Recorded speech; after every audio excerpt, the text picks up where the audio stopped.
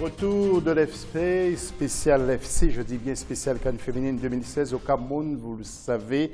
Donc les épreuves commencent ce samedi 19 novembre. Africa 24 sera au cœur de l'événement. Avec nous, il y a Andrea Niamsi, ancienne sélectionnée de l'équipe des Lions Indomptables, qui a son centre de formation qui s'appelle d'ailleurs Sous les traces de Thomas Nkono. Pourquoi ce nom-là? Parce que tout simplement parce que c'est le monsieur grâce à qui cet instinct de jouer au goal m'est venu. Donc lorsque je voyais monsieur Thomas Nkono évoluer dans les goals. C'est lui qui vous a donné l'envie d'être gardienne? Oui, c'est lui qui m'a donné l'envie d'être gardienne. Ouais. Donc c'est une quintessence de bas âge, ce n'est pas quelque chose que j'ai pêché au hasard. Donc j'ai commencé au goal et j'ai fini au goal. Oui, c'est un personnage, hein, Thomas Nkono, en tout cas. Il y a également Emmanuel Abonkolo. Emmanuel, vous avez préféré les études que le football, j'imagine. C'est vrai que j'ai joué au foot, mais vous savez, à l'époque, les mamans surtout, elles estimaient que c'était un sport pour ceux qui avaient choisi d'être désorientés dans la société. Ça a été difficile, malgré le forcing. Et puis après, il faut écouter les parents. Oui, tout à fait. Et puis Jean-Paul Akono, que nous avons vraiment un plaisir, surtout moi, un immense plaisir de vous recevoir parce que je vous rapproche de près. Aujourd'hui, je suis vraiment très heureux de vous voir. Moi non plus, c'est partagé. Merci beaucoup. Nous allons parler du web.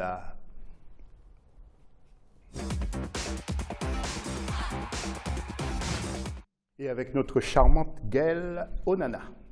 Donc, deuxième partie de cette émission, José. Donc, juste l'occasion pour moi de rappeler à nos internautes qu'on les invite à participer massivement à nos émissions sur Internet. Tout d'abord sur les réseaux sociaux, Facebook et Twitter, où ils peuvent donner leur avis avec le hashtag A24CAN 2016, comme je le disais en début d'émission. Ils peuvent bien évidemment donner leur avis, mais aussi soumettre des questions à nos différents invités. Pour ceux qui préfèrent nous envoyer leurs réactions par email, l'adresse c'est canf.cameroun2016@africa24tv.com. Les internautes peuvent nous envoyer, quand ils le souhaitent, leurs analyses, leurs commentaires, leurs questions, et je les relayerai bien évidemment dans la mesure du possible tout au long de cette CAN féminine dans nos émissions spéciales. Et voilà, restez avec nous. Nous allons enchaîner avec l'affiche du jour.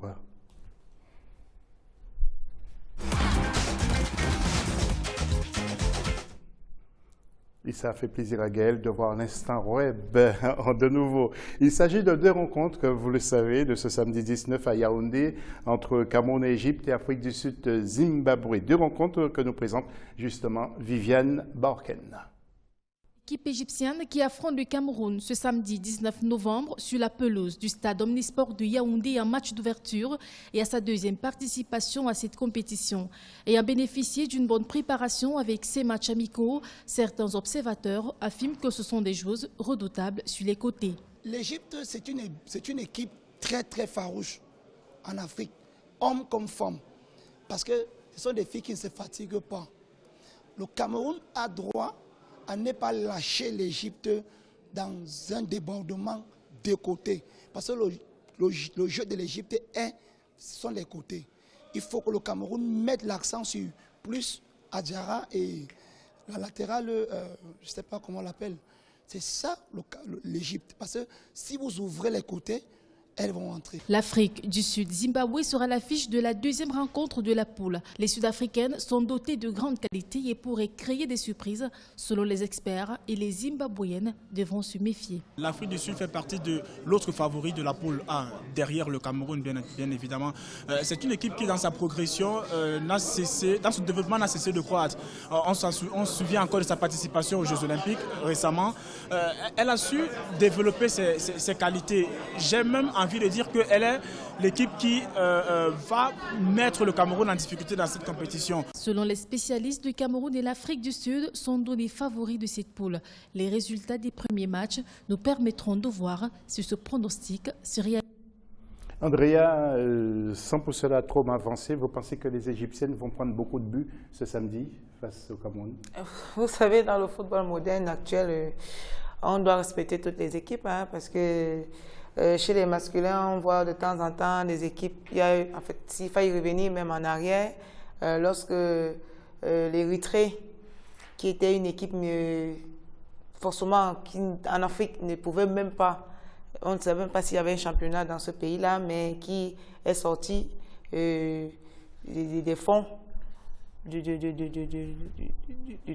football africain. On constate donc que dans le football moderne, il faut respecter toutes les équipes et puis se prendre un peu de l'avance sur le jeu de tout un chacun. Donc, a dit que l'Égypte va prendre un carton, je ne pense pas, mais toujours est-il que c'est un match qui va se jouer et l'équipe la plus entreprenante et la plus vicieuse, s'il faille dire ainsi, pourra gagner ce match. Oui, Emmanuel, vous qui êtes dans le football aussi, vous vous occupez plus des garçons, vous les suivez un peu plus. Comment voyez-vous justement cette prestation de la sélection des Lions indomptables face à l'Égypte? Est-ce que l'Égypte est une équipe réputée, selon vous, sur le continent? Sur le papier, il faut être clair, l'Égypte n'est pas réputée. Vous avez vu, elle a bien fait de préciser dans son papier que l'Égypte n'est qu'à sa deuxième participation. En 1998, c'était la première. Elle était sortie au premier tour.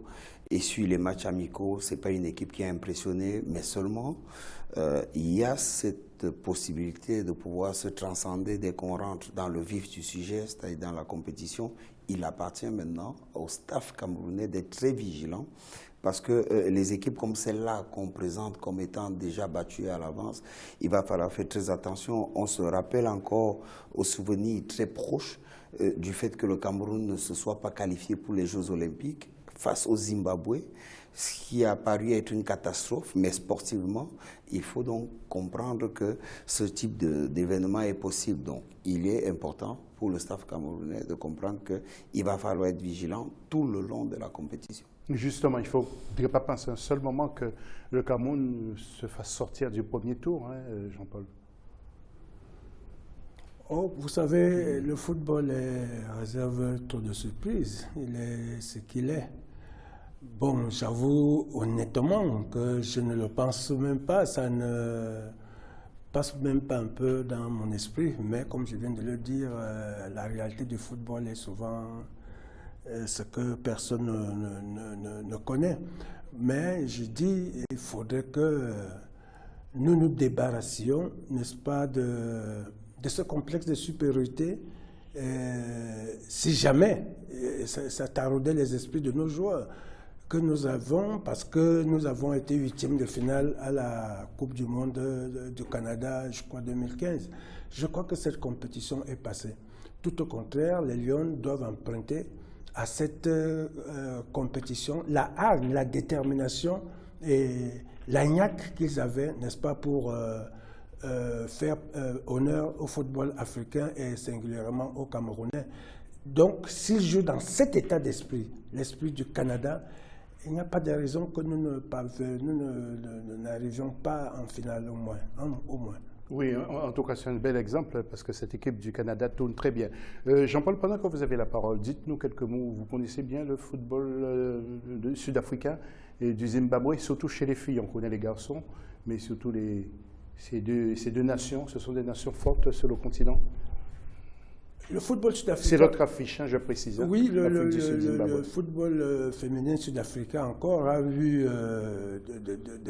fait de grands progrès, ça il faut l'avouer, fait de grands progrès pour arriver là où ils sont. Et n'oublions pas qu'ils ont été aux Jeux africains, je crois, de Brazzaville, et ils ont fait une très bonne prestation là-bas, et ils sont qualifiés pour la 10e édition de la CAN 2010, je crois qu'il faut faire attention. Mais la grande révélation dans tout ça, c'est vrai, effectivement le Zimbabwe, qui nous a barré la route des Jeux Olympiques. Et ça, il faut le dire. Et pour moi, je crois qu'en dehors de ces deux équipes-là, je dis même que toutes les 8 équipes, n'est-ce pas, qui sont ici présentes à Yaoundé, représentent vraiment la fine crème, n'est-ce pas, de ce football camerounais au niveau du continent africain. Oui. Donc le niveau est sensiblement égal. On l'a constaté ici, il est vrai, peut-être que la sélection camerounaise n'avait pas tout son effectif, mais on a quand même vu, n'est-ce pas, le Kenya jouer, on a vu la Tanzanie jouer, la Tanzanie qui ne fait même pas partie de cette 10e édition. Mais c'est dire que ça a évolué un peu partout, comme l'a dit Andreas. Oui, avant de retrouver justement Andrea, Emmanuel, dans cette poule quand même, il y a l'Afrique du Sud, mais aussi le Zimbabwe, comme disait Jean-Paul. Ce sont des équipes très très dangereuses et ça va se jouer entre le Cameroun et ces deux formations peut-être. Il faut dire que c'est des équipes intéressantes. Maintenant, pour l'Afrique du Sud, après le Nigeria, c'est quand même l'Afrique du Sud qui a la palme d'or des participations. C'est 8 participations déjà, c'est important. Et puis l'Afrique du Sud a fait tous les paliers, parce que l'Afrique du Sud a fait les Coupes d'Afrique des Nations, Coupe du Monde, les Jeux africains. Donc c'est une équipe pétrie d'expérience et qui ont de très belles joueuses. On peut prendre un peu l'exemple de la jeune Baker, qui est très importante dans leur entrejeu. Maintenant aussi, dans leur dispositif, c'est très important. C'est une équipe qui joue habituellement en 4-4-2 et qui a une certaine tonicité au milieu de terrain. Maintenant, le Zimbabwe, il faut dire que le Zimbabwe vient en se disant qu'ils n'ont rien à perdre. On a vu cette équipe-là en 2004, qui n'était pas, dont le football féminin n'était pas aussi avancé que les autres, mais qui a quand même pu faire 4e. En 2004, ça veut simplement dire que c'est des gens qui avancent tout doucement et qui ont cet élément-là avec eux. C'est le fait simplement que vous les gagnez, c'est normal, mais eux, ils vous battent, c'est l'exploit. Et à partir de ce moment-là, il est dangereux de jouer face à des équipes qui se retrouvent dans ces dispositions-là. Et nous allons interroger aussi une femme, parce que vous êtes avant tout concernée, ancienne gardienne. Vous allez suivre de près, vous avez formé la gardienne de la sélection? Bien évidemment, sa première sélection, c'est... Je peux un peu dire que c'est grâce à moi, puisqu'il a fallu bien convaincre le coach Afeka, qui était notre entraîneur à l'équipe nationale, de lui donner sa place et de lui faire confiance.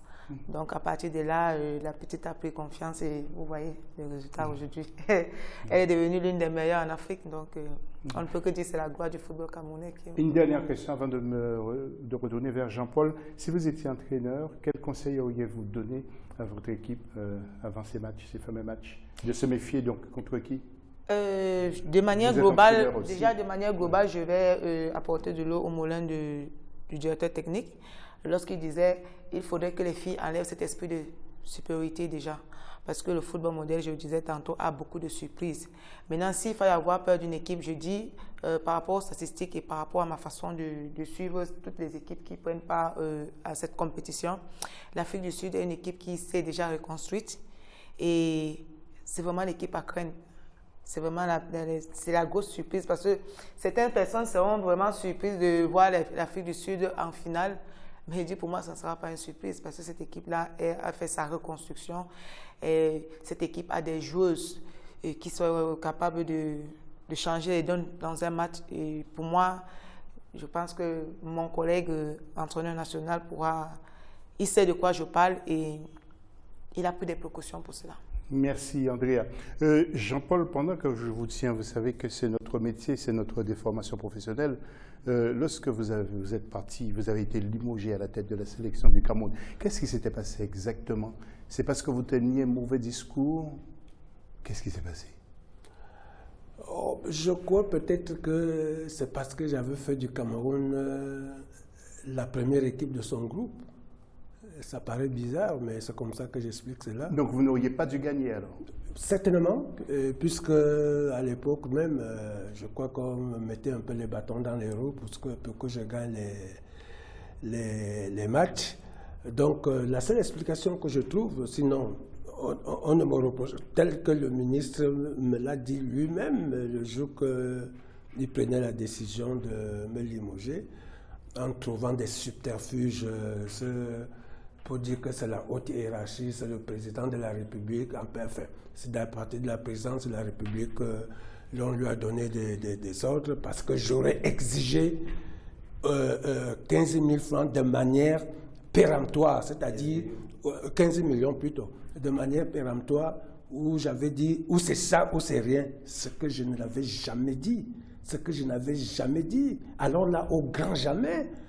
Alors, si les partis diffusaient ce genre de nouvelles, vous savez aussi au Cameroun, surtout avec notre président, on n'aime pas des gens un peu extrémistes, ce qui ne me ressemble déjà pas à moi-même. Parce que j'ai moi-même l'extrémisme. Donc, moi, la seule raison que je trouve, c'est qu'on voulait se débarrasser de moi, parce qu'on voulait prendre un expatrié. Un expatrié, c'est tout. Vous ne pouvez pas avoir quelqu'un qui prend une équipe qui est pratiquement dernière équipe, vous en faites la première, et bien lotie, n'est-ce pas, pour se qualifier. Et on vous dit comme ça sur la table que non, vous n'êtes plus là parce que le problème était un problème de contrat. Okay. On devait signer un contrat. Vraiment, vous me permettez de terminer. Oui, on devait signer un contrat et il nous avait demandé de faire des propositions. C'est à partir de ces propositions que j'avais demandé des prétentions financières. J'avais demandé 15 millions, mon adjoint avait demandé 8 millions, ainsi de suite. Bon, pendant qu'il nous invite pour une réunion, nous on croyait que c'était pour qu'on finalise ce contrat. Pour signer. Voilà. Non, c'était plutôt pour qu'il nous annonce que oui, la haute hiérarchie a décidé que, comme vous avez exigé, là, il dit même que c'est nous qui avons exigé un contrat, comme si les autres entraîneurs qui ont souvent été à la tête des Lions indomptables n'ont jamais eu de contrat. Juste une question, on a peu de temps. Combien Finker avait eu comme salaire après vous? Je ne sais pas. Ça, je ne peux pas savoir. Est-ce que vous êtes fâché avec le football camerounais aujourd'hui? Juste en 2 mots, Jean. Non. Pourquoi pas? Non, c'est mon pays. Ça, c'est des camerounaiseries, comme nous disons souvent ici. Il faut le savoir que c'est un peu ça. J'ai peut-être un peu déçu à un certain moment. Je suis même tombé malade. J'en ai des séquelles aujourd'hui, mais c'est vraiment déjà très loin derrière moi. Okay. Très loin derrière moi. Ok, merci Jean-Paul. Nous allons juste voir le tableau des matchs de ce samedi après-midi. On vous le disait, il y a Cameroun contre l'équipe de l'Égypte. Et puis l'autre match, on vous l'a dit, c'est l'Afrique du Sud contre le Zimbabwe. Merci Jean-Paul, merci Emmanuel et merci Andrea. On se retrouve tout à l'heure pour la 3e et dernière partie de cette émission sur Africa 24. À tout de suite.